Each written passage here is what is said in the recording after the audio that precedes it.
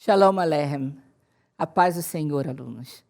Hoje começaremos uma jornada pelos textos do Antigo Testamento para destacar, para ressaltar alguns aspectos de ordem teológica.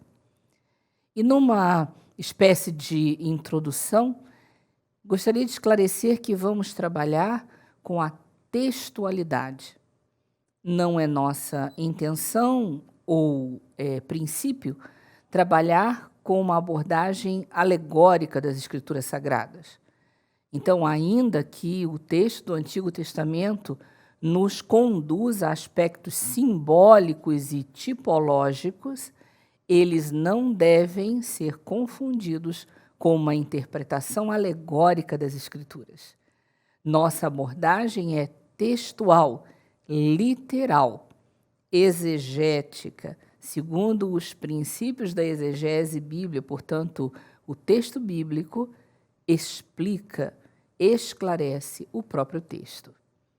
Estarei utilizando uma edição e uma tradução segundo o melhor texto fiel, baseado, portanto, no textos receptus, e procurando usar o texto em português com algum esclarecimento de termos hebraicos. Esses termos hebraicos nós vamos procurar colocar de forma transliterada para que cada um possa ter acesso a esse material. Além disso, o curso está oferecendo aos alunos uma apostila com detalhamentos outros, com explicações, e eu acredito que o Senhor haverá de nos oferecer, nos propiciar um bom estudo, um bom aprofundamento em alguns temas relevantes no texto bíblico. Para começar, vamos usar a expressão com que o próprio texto inicia, Bereshit. Bereshit bara Elohim. Bereshit, no princípio, é um termo que não deve ser entendido apenas de forma cronológica, como um marcador temporal, mas, sobretudo, como uma introdução a um texto que vai trazer os princípios da palavra de Deus. No princípio, significa que o princípio de tudo aquilo que Deus vai revelar está ali. E logo em seguida o verbo bará, um verbo especial. É um verbo hebraico especial porque só pode ser conjugado tendo como sujeito o termo Elohim. Não há outro sujeito para o verbo bará, apenas Elohim bará. E o verbo bará é composto por 3 consoantes, bet, resh e aleph. Se nós lembrarmos, bet é a letra de ben, filho, resh é a letra de ruach, espírito, aleph é a letra de Abba, pai. Então, no princípio, o Pai, o Filho, o Espírito de Deus criaram os céus e a terra. A beleza do uso desse termo também é que bará é um verbo que significa criar, havendo algo antes ou não, ainda que creiamos plenamente que a criação é a partir do nada. Ainda assim, o verbo bará pressupõe que aquele que cria não precisa de material anterior para criar, não precisa explicar as motivações para a criação, não precisa definir propósitos, ele é soberano em toda a criação. Assim que, sabiamente, Davi usa o mesmo verbo ao pedir ao Senhor: cria em mim, ó Deus, um coração puro. Ou seja, aproveitando alguma coisa do antigo Davi ou não, tendo de fazer novas todas as coisas, explicando o motivo pelo qual o Senhor vai me transformar ou não. Não importa, Senhor, cria em mim um novo homem, um coração novo, um coração puro. Esse é o verbo da criação. O Senhor cria. Elohim bará. E como nós entendemos que o texto do Pentateuco, os 5 primeiros livros da Bíblia, esse texto foi escrito de forma uncial, ou seja, sem divisão de capítulos, de versículos ou mesmo de palavras. Nós não vamos pretender colocar uma teologia de queda e de destruição de uma criação primeira entre o primeiro e o segundo versículos, porque num texto uncial não há lugar para isso. Embora as interpretações possam ser variadas, nós não temos como defender, pelo estudo textual, uma teologia que se insira aqui. Sim, mas a terra era tohu e bohu, ela estava sem forma e vazia. Ora, estar sem forma e vazia para o conceito judaico não significa um problema. Estar sem forma significa estar propenso a ganhar uma forma. E estar vazio significa estar propenso a ser cheio. Da mesma maneira, o Senhor viu a nossa substância ainda sem forma. Isso não significa que estávamos caóticos no ventre de nossas mães. O conceito de caos não é um conceito textual bíblico, é um conceito grego. Caos é um deus grego terrível. E nós não encontramos essa palavra no texto bíblico. Então, ou dizemos que no princípio era o verbo, ou diremos que no princípio era o caos. A ideia de caos é uma ideia grega, é uma ideia helênica, de um deus grego terrível. E o texto bíblico original, hebraico, não contém essa ideia. Nós não podemos inseri-la aqui. A terra ser tohu vebohu significa apenas dizer que ela estava pronta a ser tocada, transformada, operada pelas mãos do Criador, pelo Espírito, pelo ruar de Deus, que se movia sobre a face das águas. Também o outro aspecto importante a destacar é o termo Yom, traduzido como dia, mas nós sabemos que o dia de 24 horas não pode ter sido o dia inicial, pois a marcação das 24 horas só vai acontecer depois que os luminares forem estabelecidos. Então, é perfeitamente possível entender que Yom se refere a uma etapa de tempo que nós não podemos precisar qual seja. Não há aí uma tentativa de conciliar a ideia evolucionista e a ideia criacionista. Apenas estamos nos focando no texto e no termo como ele é. O Senhor cria todas as coisas, o Senhor as faz perfeitas, e destaco ainda a expressão com que ele encerra etapas da criação. E diz o texto, na nossa tradução, e assim foi. Vayehi-hem. Vayehi-hem não tem a sua melhor tradução como e assim foi. Na verdade, a tradução literal é e foi sim. Então, o Senhor não está preocupado em dizer como foi, apenas que foi, que ele operou, que ele criou e foi sim. E aí nós temos a criação do homem, a criação da mulher, o estabelecimento da primeira família e da descendência desse homem.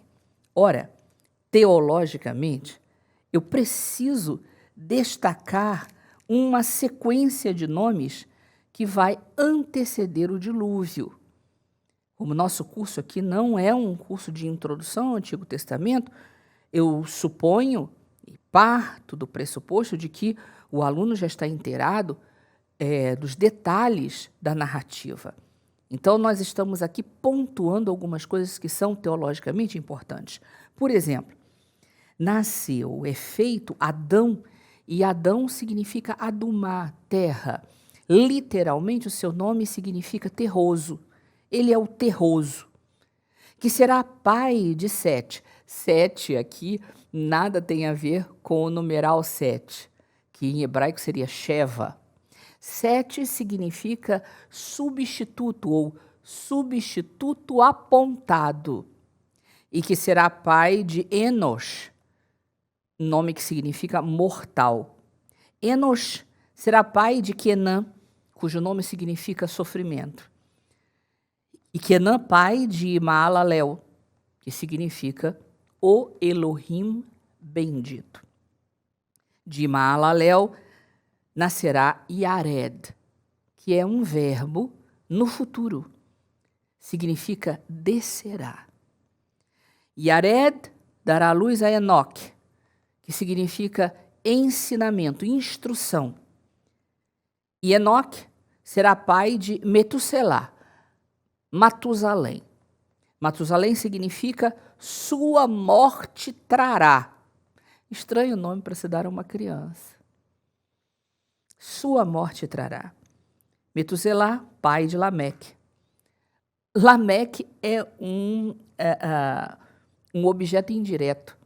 Lameque, para o desesperado. Você já pensou? Nascer uma criança e essa criança receber o nome de para o desesperado? Parece uma coisa sem sentido, sem lógica, deslocado. Lameque é pai de Noa, que significa conforto, consolo, descanso. E agora nós vemos que, numa época em que as pessoas se apresentavam segundo as suas genealogias, a citação dos nomes traz uma mensagem. Dessa forma, o terroso, sendo ele um substituto apontado, mortal, viria com sofrimento, mesmo sendo ele o Elohim bendito. Ele descerá, trará ensinamento, e sua morte trará para o desesperado o consolo, o conforto, o descanso. Quando Noa entra na arca, ele carrega consigo a mensagem do Elohim bendito que um dia desceria, trazendo consolo para o homem desesperado. Toda a mensagem do Evangelho entra na arca, junto com Noa e com os seus filhos, para que pudesse essa mensagem depois ser repartida por toda a humanidade. Vejam que nós não estamos falando de uma revelação progressiva. Nós estamos trazendo aqui uma visão e uma ideia de uma revelação que é plena, completa e profunda desde o seu início, e que apenas vai sendo compreendida pelo homem no passo a passo da sua caminhada. Noa carrega consigo o Evangelho eterno na arca. Junto com ele, seus 3 filhos, Sem, Ham e Afé. Por favor, ressaltando aqui que, segundo a história, segundo a narrativa, Ham não foi amaldiçoado. O nome dele não é cão, o nome dele é Ham, que significa quente, e Afé significa bonito. Shem ou Sem, porque o Shim vai variar a sua pronúncia conforme a colocação de um pequeno sinal que nós não temos no texto original. Então, ou ele é o ungido, o cheio de gordura, ou ele é aquele que carrega o nome.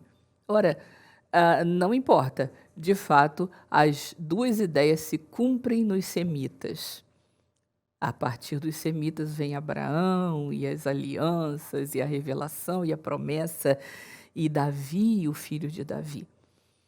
Nós, brasileiros, temos a graça de sermos o resultado de toda essa mistura étnica. Então, eu gosto de dizer que somos ungidos, somos bonitos e somos quentes. Ham, apesar de ter visto a nudez de seu pai, de ter ferido ali o respeito à autoridade, não é amaldiçoado. O texto é claro quando diz: maldito seja Quinaã, filho de Ham. E os cananeus não habitaram o continente africano, mas habitaram a terra dos cananeus. Então, não há respaldo teológico que foi buscado pela Igreja de Roma em tempos antigos para justificar a escravidão dos povos africanos. Esse respaldo não está nas Escrituras Sagradas. Não há base teológica para dizer que as nações africanas foram amaldiçoadas. Não existe essa maldição. A maldição repousa sobre o neto de Noé. Por que Noé não amaldiçoou o filho, que o viu desnudo, mas o neto?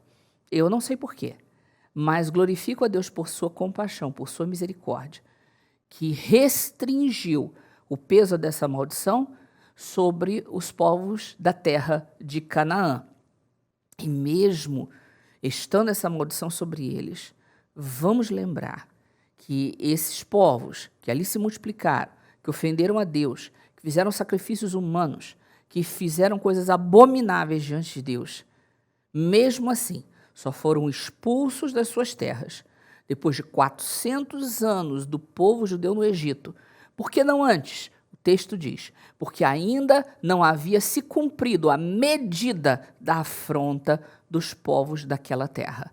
Veja a graça, a justiça de Deus, que aguardou, mesmo em detrimento do sofrimento de um outro povo, mas aguardou para que a terra somente fosse possuída depois que a medida das afrontas chegasse ao seu limite.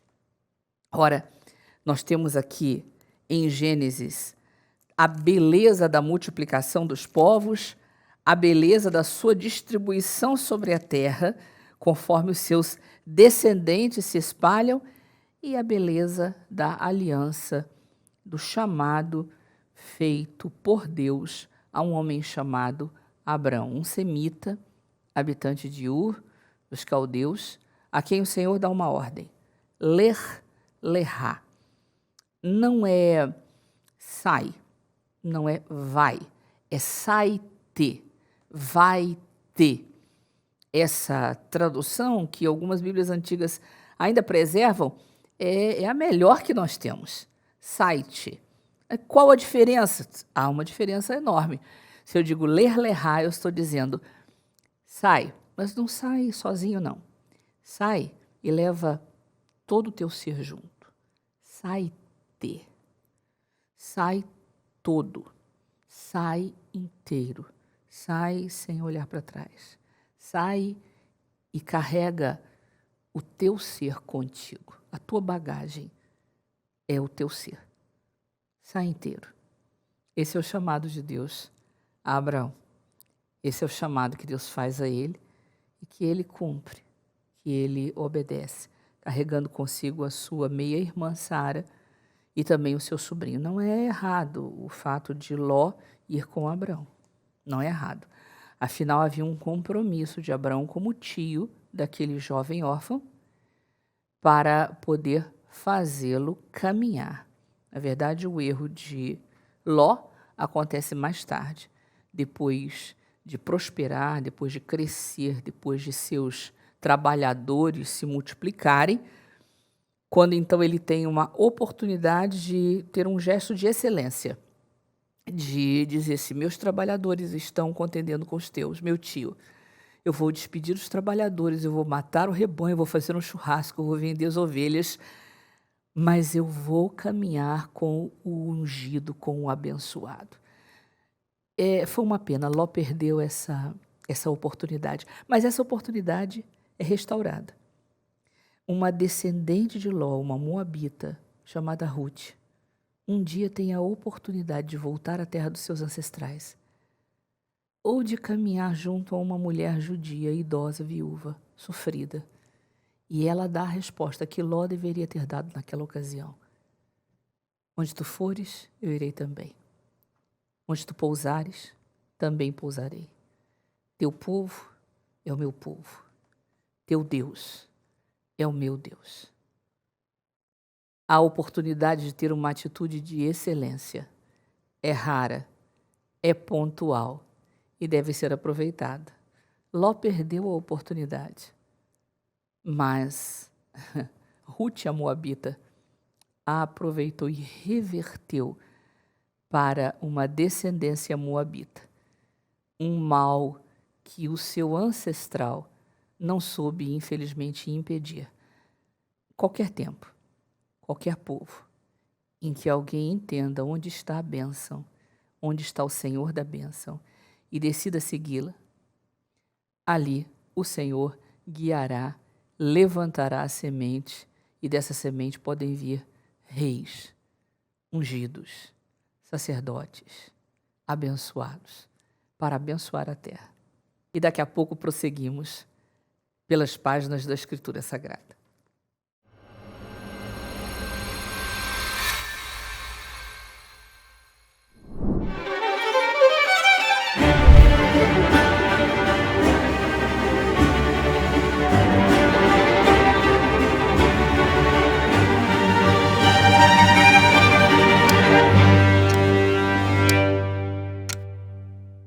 Olá, paz do Senhor, eu sou o pastor Juliano Fraga e juntos teremos um tempo de crescimento na especialização da escatologia bíblica aqui na Academia de Pregadores. Nessa especialização, você já compreendeu tão relevante é essa doutrina escatologia.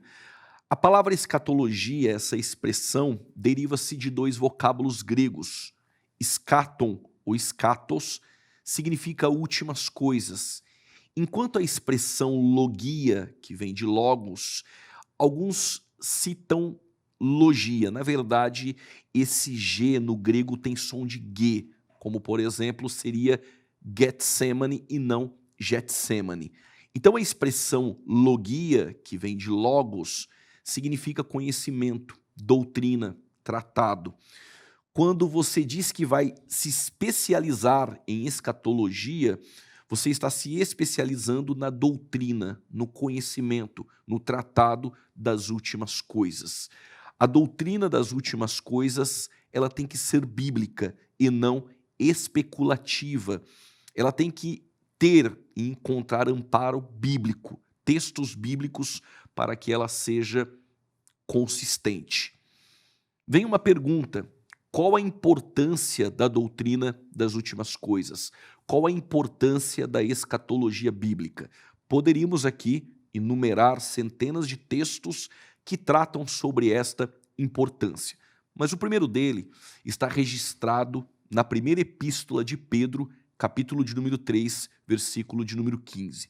O Pedro diz assim: antes, santificai a Cristo em nosso coração, para que estejais preparados para responder com mansidão a quem nos perguntar a razão da nossa esperança. Neste primeiro ponto da importância da escatologia bíblica, o que Pedro está nos ensinando é que nós, como igreja, devemos estar preparados para ter respostas a quem nos perguntar a razão da nossa esperança. Que esperança é essa? Quando Paulo escreve a Tito, no capítulo 2, versos 13, o Paulo trata sobre uma bendita esperança. É exatamente o que Pedro está nos dizendo aqui, que nós devemos ter respostas, estar preparados para responder a quem nos perguntar a razão da nossa esperança.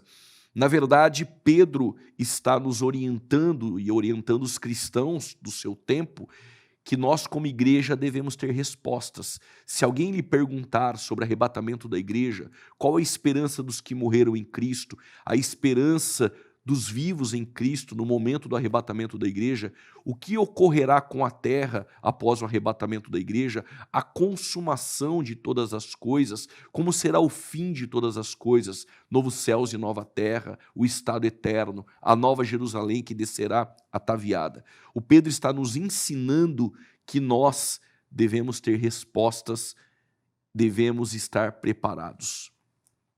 A especialização em escatologia bíblica é um preparo para que eu e você possamos ter respostas a quem nos perguntar sobre a razão da nossa esperança. Na verdade, Judas, no versículo de número 3, a sua epístola só tem um capítulo, o capítulo de número 1, o meio-irmão de Jesus, logo no versos 3, ele diz que nós temos o dever de defender a fé. Que fé é essa? A fé que uma vez foi dada aos santos. A Bíblia trata de alguns tipos de fé. Existe uma fé natural. O Tiago vai dizer que até os demônios creem e estremecem. Essa é uma fé natural.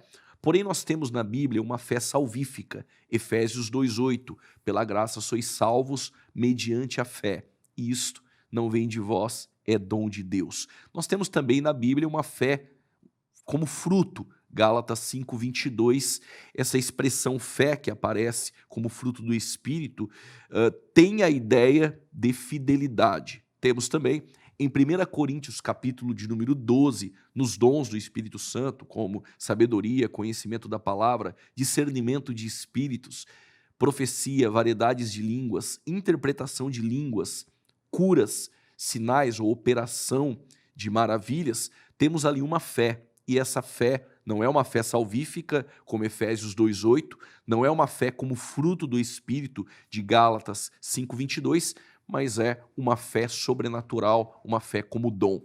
A fé que Judas está tratando no versículo de número 3 é o Evangelho, e nós precisamos defender essa fé.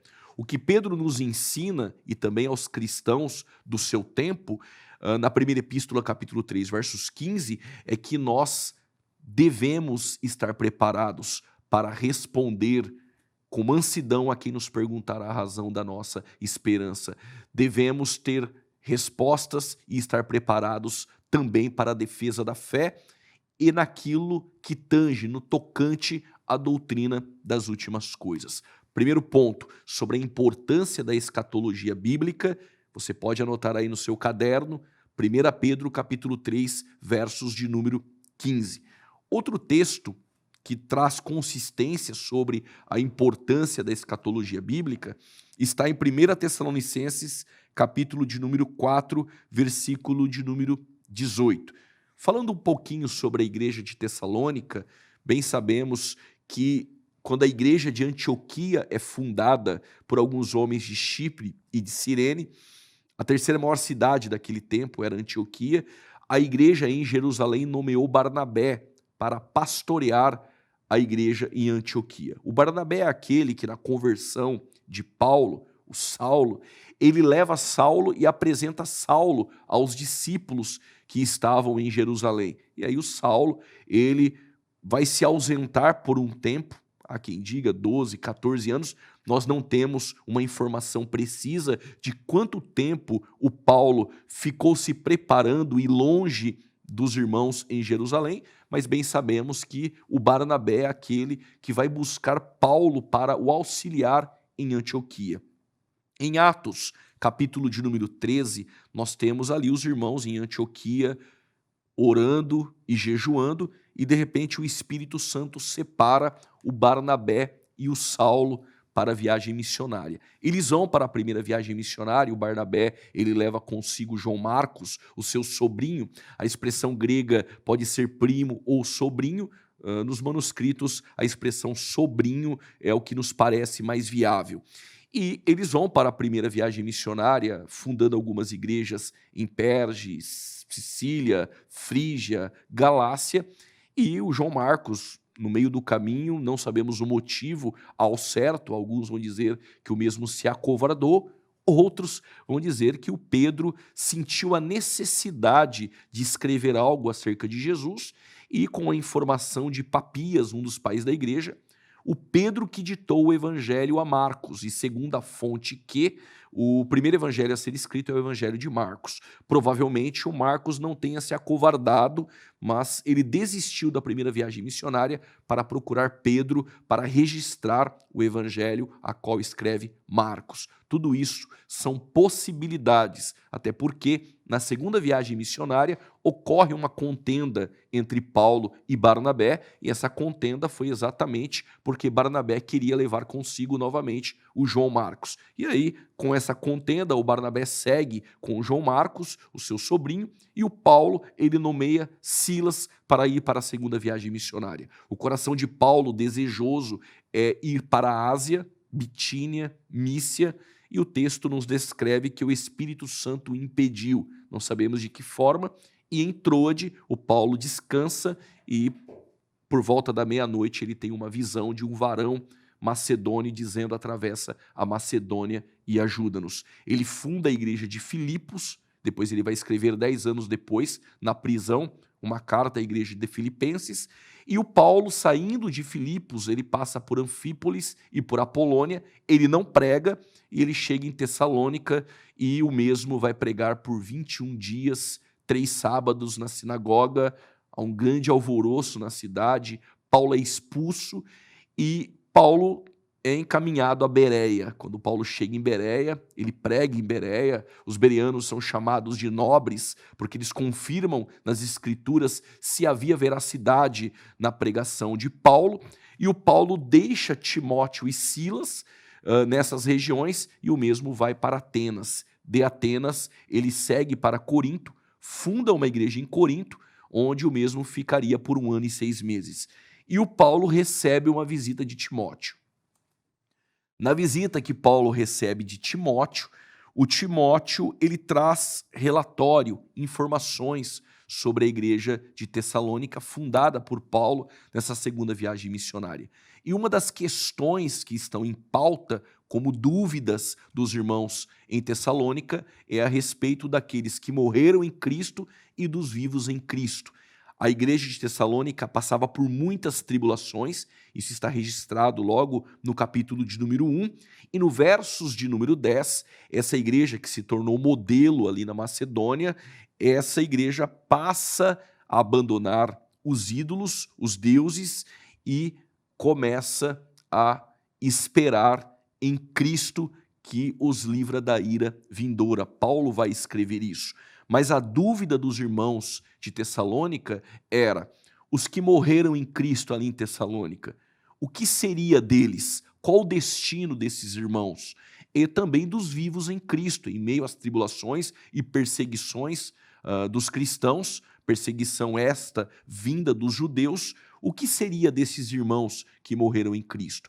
E logo no versículo de número 13, do capítulo de número 4 da primeira epístola, o Paulo ele começa a descrever: não quero, porém, irmãos, que sejais ignorantes acerca dos que dormem. Nós aprendemos que a expressão dormir é um eufemismo, é um recurso de linguagem, não existe sono da alma, após a morte a alma está em consciência, e o Paulo ele diz que aqueles que não são salvos, como os demais que não têm esperança, esses demais é exatamente os ímpios. Não podemos ser como os demais que não têm esperança. Os salvos têm esperança. Que esperança é essa? A bendita esperança. A volta de Cristo, o arrebatamento da igreja, que trará com ele para o encontro nos ares os que morreram em Cristo e os vivos. Esses serão arrebatados. E no tocante do arrebatamento, os que morreram em Cristo ressuscitarão primeiro, e depois nós, os vivos, palavras de Paulo, encontraremos com eles nas nuvens para o encontro com o Senhor nos ares. E aí no versos 18, Paulo diz: consolai-vos uns aos outros com estas palavras. Uma pergunta básica: quais são estas? Regra básica da hermenêutica é aquilo que está no contexto imediato. Lembra quando Jesus, em Mateus 6,33, ele diz: buscai primeiramente o reino de Deus e a sua justiça, e todas estas coisas, não as demais, todas estas. Quando Jesus disse todas estas, ele está restringindo que se você busca o reino de Deus e a sua justiça, estas coisas vos serão acrescentadas. Ele está restringindo o alcance do comer, beber e vestir, aquilo que está dentro do contexto. Quando Paulo ele diz: consolai-vos uns aos outros com estas palavras, quais são estas? Nós devemos estar restringidos ao contexto. E no contexto, o Paulo está falando sobre o arrebatamento da igreja, a esperança dos que morreram em Cristo e a esperança daqueles que estão vivos, salvos em Cristo, que no momento do arrebatamento da igreja teremos um encontro com o nosso Senhor, o nosso Jesus Cristo nos ares.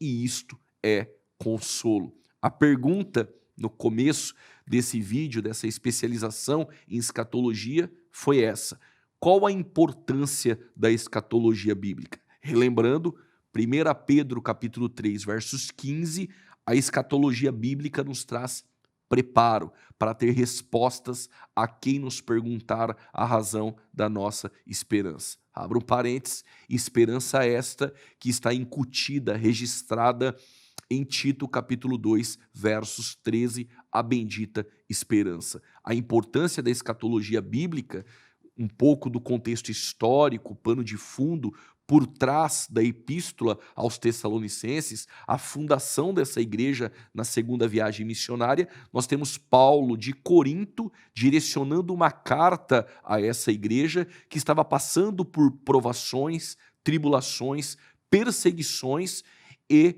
essa igreja tinha dúvidas acerca dos cristãos que morreram e também dos vivos, o que seriam deles. E aí o Paulo, a partir do versos 13, na perícope dessa carta, deste contexto, ele vai trazer um consolo a esta igreja. Logo, nós que estamos aqui nessa especialização na Academia de Pregadores, sabemos que essa especialização não é simplesmente para trazer só conhecimento, mas também prática, piedade, e na prática nós devemos ter respostas, usar esse conhecimento no púlpito para a defesa da fé, mas também um consolo para o dia a dia. Terceiro ponto, 2 Timóteo capítulo 4, versículo de número 8. O apóstolo Paulo, em um contexto ali histórico, ele está em uma prisão, em uma masmorra mamertina em Roma, a mando de Nero. Paulo já havia sido preso, porém em Roma, uma prisão domiciliar. Agora, Nero, ele pede a prisão de Paulo e também a decapitação de Paulo. Segundo a tradição, e aqui há uma unanimidade nisto, o Paulo vai perder a cabeça em um gladil romano. Ele está dentro de uma masmorra, aguardando um soldado romano entrar nessa masmorra e solicitar que Paulo saia para perder a cabeça em um gladil romano. E Paulo está em uma masmorra, sabendo que vai perder a cabeça, e mesmo assim ele encoraja o jovem Timóteo, que seria o pastor da igreja de Éfesos. O que faz um homem em uma masmorra, sabendo que vai perder a cabeça em um gladil romano, ser decapitado, conseguir escrever uma carta e encorajar alguém? O estudo escatológico, ele também é encorajador. Ele vai dizer que ele acabou a carreira, guardou a fé, ele está sendo oferecido como libação, e no versos 8 ele diz: desde agora a coroa da justiça está guardada, reservada pelo justo juiz, não só a mim, mas a todos aqueles que amam a sua vinda. O que faz um homem preso, sabendo que vai perder a cabeça, enfrentar a morte? A convicção de Paulo era essa. Ele sabia que a morte não era o fim, mas a morte é um passaporte para a vitória. A morte é um veículo a qual Deus usa para nos levar mais próximo do nosso Senhor. Afinal de contas, ó morte, onde está a morte, a tua vitória? Onde está o inferno e o teu aguilhão? Paulo, conhecendo a doutrina do fim, a doutrina das últimas coisas, sabia que a morte não era o fim. Ele tinha a certeza da recompensa, de uma coroa de justiça que o aguardava. Definição de escatologia bíblica, doutrina das últimas coisas. Qual a importância da escatologia bíblica? 1 Pedro capítulo 3, versos 15, anote, dê um pause nesse vídeo, leia o texto nessa especialização em escatologia bíblica para você se aprofundar muito mais na doutrina das últimas coisas. Este estudo nos traz preparo, mas em 1 Tessalonicenses 4, versos 18, nos traz consolo e também encorajamento. Até a próxima aula. Deus abençoe.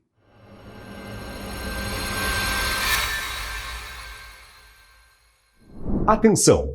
O que você está prestes a ver pode marcar um novo tempo em seu ministério. Uma oportunidade real para se preparar para pregar e ensinar a palavra de Deus com confiança, autoridade e excelência, tornando-se um instrumento eficaz nas mãos do Senhor para alcançar e transformar corações. Você está aqui hoje porque sabe o peso e a responsabilidade que é pregar a palavra. Em Romanos capítulo 12, versículos 4 e 5, a Bíblia nos diz: assim como cada um de nós tem um corpo com muitos membros, e estes membros não exercem todos a mesma função, assim também em Cristo nós, que somos muitos, formamos um só corpo, e cada membro está ligado a todos os outros. Isto significa que cada um de nós tem um papel essencial no reino de Deus. Quando você se prepara, quando você se dedica a conhecer a palavra, você fortalece não apenas o seu ministério, mas todo o corpo de Cristo. E é por isso que a Academia de Pregadores existe, para capacitar cada membro deste corpo, para que juntos nós possamos servir com mais excelência, mais entendimento e mais amor. E foi com este mesmo propósito de unidade e crescimento que nós criamos o Super Combo de Teologia, uma formação completa que une 3 grandes pilares que eu vou mostrar para você agora. O primeiro pilar é o Bacharel em Teologia, um curso avançado com 14 módulos profundos que vão te conduzir ao entendimento sólido da palavra e de suas doutrinas fundamentais. Entre os professores aqui do nosso Bacharel em Teologia, temos nomes de grande referência no cenário teológico, como o pastor César Moisés, que ministra sobre teologia pentecostal, a professora Sara Cavalcante, com teologia bíblica do Antigo Testamento, e o pastor Elianai Cabral, ensinando ética e moral cristã. Este, portanto, é o Bacharel em Teologia. 14 módulos, um curso online completo, material impresso que enviamos para os alunos e é o primeiro pilar do nosso Super Combo de Teologia.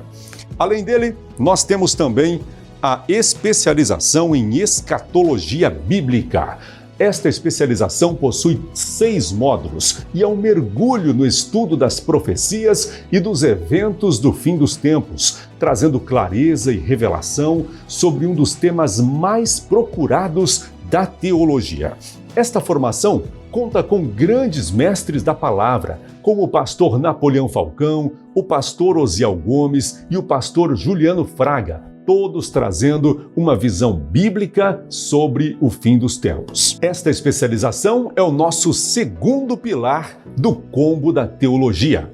E por último, temos o terceiro pilar, a especialização em onomatologia, ministrada pelo pastor Elias Soares, que conta com 12 módulos e um livro com mais de 1000 páginas, onde você vai conhecer o poder e o significado dos nomes de Deus, dos personagens e também dos lugares bíblicos. Este é o combo de teologia, com 3 cursos, aliás, os 3 principais cursos da Academia de Pregadores. Neste combo, você tem acesso por 5 anos a todo o conteúdo e, com dedicação, você pode concluir tudo dentro deste período e, ao final, conquistar 3 formações completas em teologia. E tem mais, além destas 3 formações, você ainda vai receber 1 ano de acesso ao plano Premium da Academia de Pregadores, que te dá o acesso completo aos cursos da plataforma e também aos novos lançamentos que chegarem durante o seu ano de assinatura. Todos os cursos aqui da Academia de Pregadores, eles possuem certificado reconhecido pela Convenção Geral das Assembleias de Deus no Brasil, a CGADB. Ou seja, cada formação que você concluir, seja o bacharel, a especialização em escatologia ou a de onomatologia, vem com o seu diploma, garantindo o reconhecimento dos seus estudos. Eu tenho aqui, inclusive, o nosso diploma do bacharel em teologia, com todas as informações do curso, todas as disciplinas e também no verso o aluno vai encontrar todas as notas que ele obteve durante as provas que ele fez durante o bacharel. E é claro, Além do acesso à plataforma, você também vai receber os materiais físicos, esses que eu mostrei aqui para você, são materiais exclusivos de estudo dentro de cada curso e eles vão chegar aí na sua casa. E tem mais um benefício especial também. Ao se tornar aluno, você passa a fazer parte do nosso grupo VIP, que é um espaço exclusivo para os alunos da Academia de Pregadores, onde você vai receber conteúdos, avisos de novos estudos, mensagens e também vai poder interagir com outros irmãos e irmãs que já estão nesta mesma caminhada. É um lugar de comunhão, de aprendizado, de edificação mútua, porque nós acreditamos que ninguém cresce sozinho no reino de Deus. Tudo isso para que você tenha a liberdade para estudar aonde você quiser, na sua casa, no trabalho, na viagem, para viver uma experiência completa no aprendizado da palavra de Deus. E não sou só eu que estou dizendo isso. Veja agora o que os nossos alunos têm vivido depois de se aprofundarem nos estudos da palavra. Há 3 anos atrás, uma aluna decidiu dar um passo de fé. Ela contou que antes ela tinha uma aversão à teologia. Achava que se estudasse, ela poderia até se desviar. Mas, numa madrugada, uma palavra começou a martelar na sua mente: exegese. Sem entender o significado, ela foi pesquisar e descobriu que Deus estava lhe dando uma direção para estudar a sua palavra. Pouco tempo depois, ela viu um anúncio da Academia de Pregadores no Instagram e desde então já são 3 anos estudando a palavra de Deus. E ela diz que tem aprendido tanto que simplesmente não consegue parar. Em uma das nossas formaturas recentemente, um dos alunos compartilhou o que esse tempo de estudo significou para ele. Veja o que ele disse. Paz do Senhor a todos. Meu nome é Suério dos Santos, tenho 58 anos, sou da cidade de Porteirinha, Minas Gerais. Estou aqui para a realização de um sonho, uma conquista, e agradeço a Deus por isto e a Academia de Pregadores, que tem me proporcionado essa oportunidade. E sinto feliz por estar fazendo parte da primeira turma de formandos do Bacharel em Teologia aqui da Academia. Foram muitos dias, muitos meses, uma caminhada longa, mas compensadora. Muito esforço, muita disposição nos estudos, mas vencemos. Aqui chegamos e muito grato a Deus e aos professores. Não tem como assim citar um professor em particular, foi todos. Professores foram de muita excelência, um conhecimento que passou para todos nós e hoje estamos formando um conhecimento ímpar e somente a Academia de Pregadores pode estar oferecendo aí para os seus alunos. Agradeço a Deus, agradeço a minha família, minha esposa e minhas filhas que muito têm me apoiado também nesse estudo e me incentivado a continuar desses estudos, estudando e não desistindo, não desanimando. Obrigado a todos e fiquem todos na paz do Senhor. Histórias como esta mostram o poder do ensino da palavra.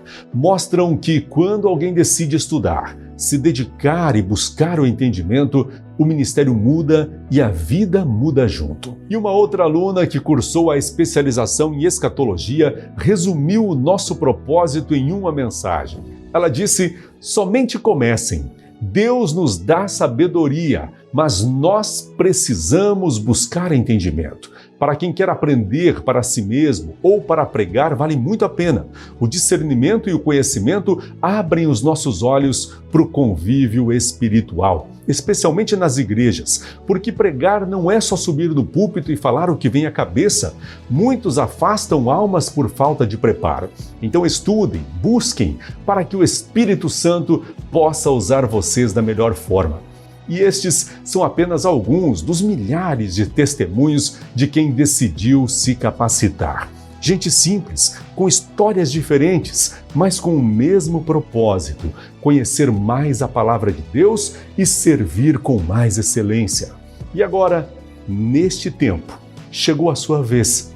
A oportunidade está diante de você. Agora nós vamos à parte que você mais estava esperando nesta noite. Em alguns instantes, a abertura das matrículas do Super Combo de Teologia. Como eu já te expliquei, este combo é formado pelos 3 pilares principais da Academia de Pregadores: o Bacharel em Teologia, a especialização em Escatologia Bíblica e a especialização em Onomatologia Bíblica. E ainda Como bônus exclusivo, você recebe o Plano Premium, que te dá acesso a todos os cursos da plataforma e também aos novos lançamentos que vão te acompanhar nesta caminhada de construção e crescimento, para você servir com excelência no reino de Deus.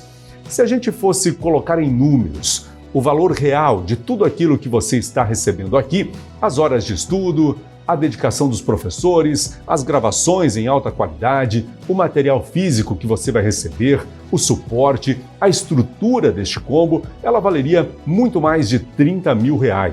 Porque não se trata só de um curso, mas de uma formação completa que pode transformar o seu ministério, o seu ensino e até a sua forma de enxergar a vida com Deus.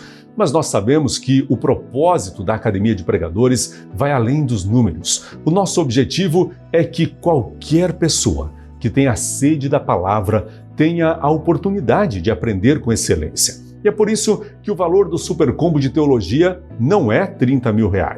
Quem já conhece a Academia de Pregadores sabe o valor que estes estudos têm.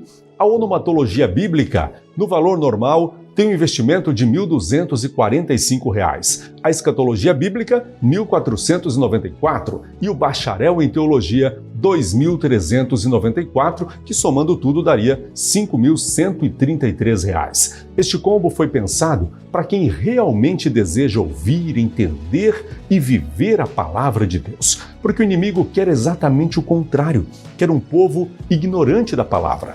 E a Bíblia diz em Oséias 4:6, o meu povo foi destruído porque lhe faltou o conhecimento.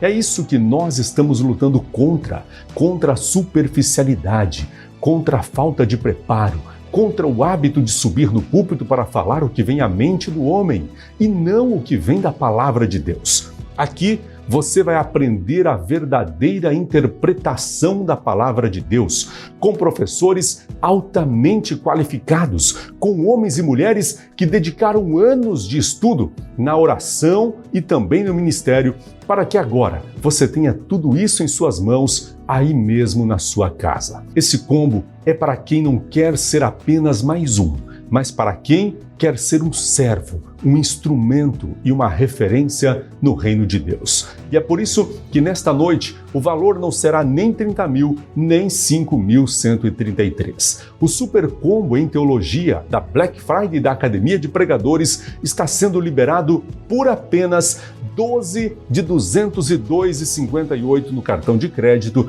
ou se você preferir, em 6 de 405,16 no boleto ou no Pix. 3 grandes formações, 5 anos de acesso, 1 ano inteiro de plano premium. Tudo isso com um super desconto de Black Friday, para que nada te impeça de viver o que Deus tem para você. Agora, antes da gente liberar o link, de abrir as matrículas, eu quero te mostrar exatamente como fazer parte desta jornada. São 3 passos simples para você fazer a sua assinatura. Primeiro passo, clique no link de assinatura que vai ser enviado lá no grupo de WhatsApp ou no link que será fixado aqui nos comentários. Se ainda não tiver um cadastro, preencha ali os seus dados com atenção, pois eles serão usados para a gente enviar aqui também os materiais para sua casa. No segundo passo, escolha uma forma de pagamento, cartão de crédito ou boleto bancário e Pix. Depois, preencha as informações e ajuste o número de parcelas da forma que ficar melhor para você. Terceiro e último passo é só clicar no botão Assinar Agora e pronto! A partir deste momento, você já faz parte da Academia de Pregadores. E que alegria poder dizer isso! Lembra do que eu falei lá no começo? Que o que você estava prestes a ver poderia marcar um novo tempo em seu ministério? Pois é, este tempo começa agora. A partir de hoje, você entra em uma nova fase de crescimento, de preparo, de revelação da palavra de Deus em sua vida. E pode ter certeza, o Senhor se alegra com quem decide buscar entendimento e se aperfeiçoar para servir melhor. Agora, deixa eu te lembrar tudo que está incluso nessa decisão poderosa que você acabou de tomar. São 3 formações completas com os melhores mestres de teologia da atualidade: o bacharel em teologia, a especialização em escatologia bíblica e a especialização em onomatologia bíblica.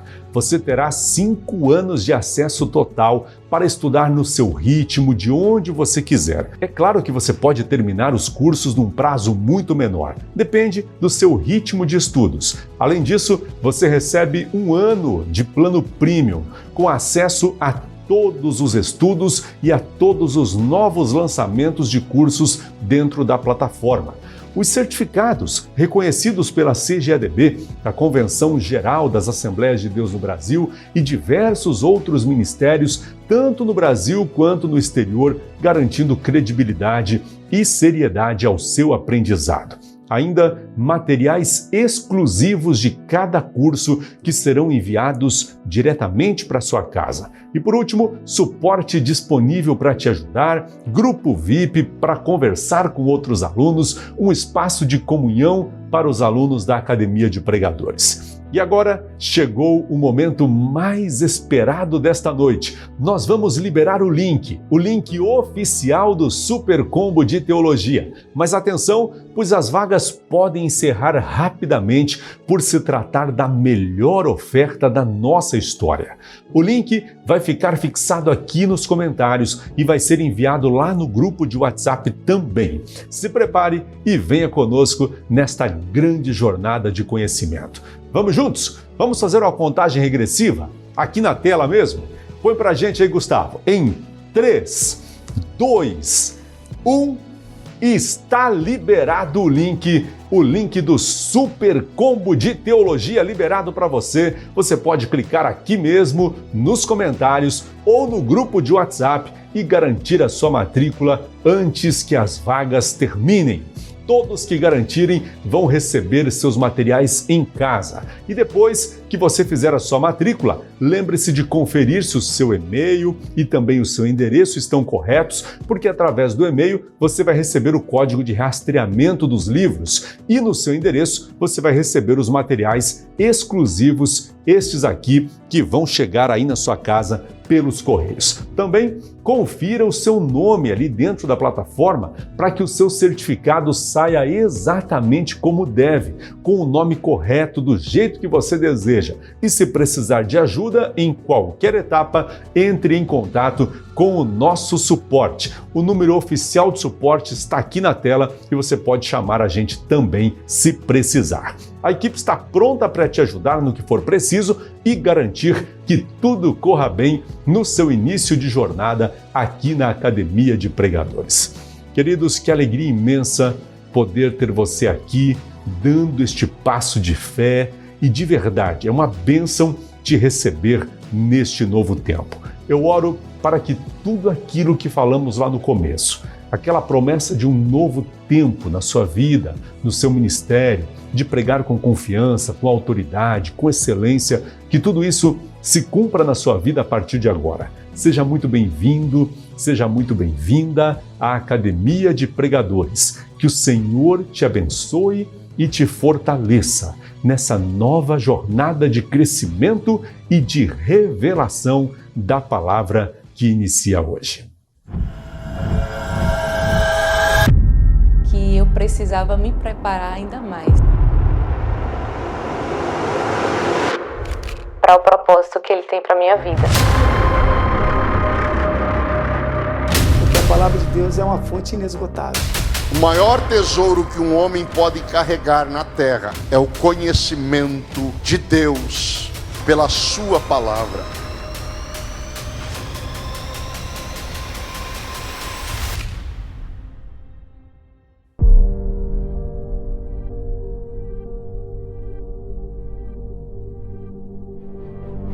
Mas quando se estuda a palavra, os nossos pensamentos são desmontados um a um.